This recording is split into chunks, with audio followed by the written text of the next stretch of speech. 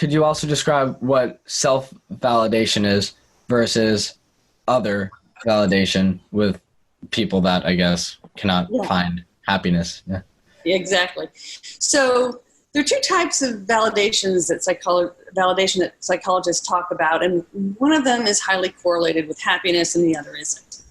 So other validation is not as correlated with happiness as closely as self-validation. So in other validation, this is when you get praise from others. Someone else is telling you you're doing a great job, you're wonderful, you're good, you're a good kid. You're an amazing athlete, you're exceptionally smart. That's other validation. And it always feels good, okay? So we don't want it to necessarily stop other validation, but if the only time you're happy is when someone on the outside is telling you you're okay and you're good enough, you are going to have a very unstable sense of happiness, and your identity is going to be very unstable. So what psychologists hope that, and it really starts in teenagers. This is harder to do with kids in elementary school ages, but once you hit middle and high school, and certainly into adulthood, there's this transition from, yes, it's good to get awards. Yes, it's, you still want to hear from your parents and your teachers that you're doing well and good.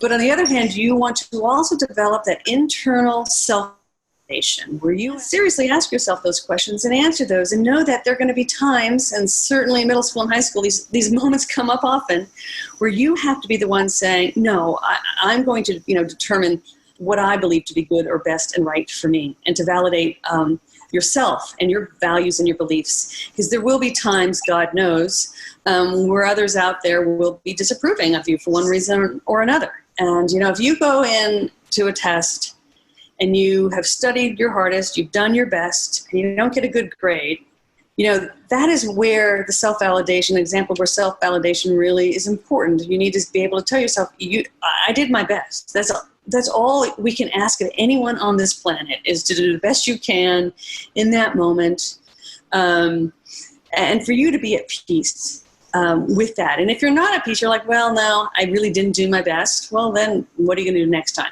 Is it worth it to you? Or are you going to put more effort in next time and learn from that? But for that process of validation to shift, where you also can examine yourself and your behaviors and your actions and your beliefs, and determine whether or not you truly stand by those, or if there's something you want to change. Rather than, if you rely on others, it's much harder to maintain that sense of happiness and self-worth.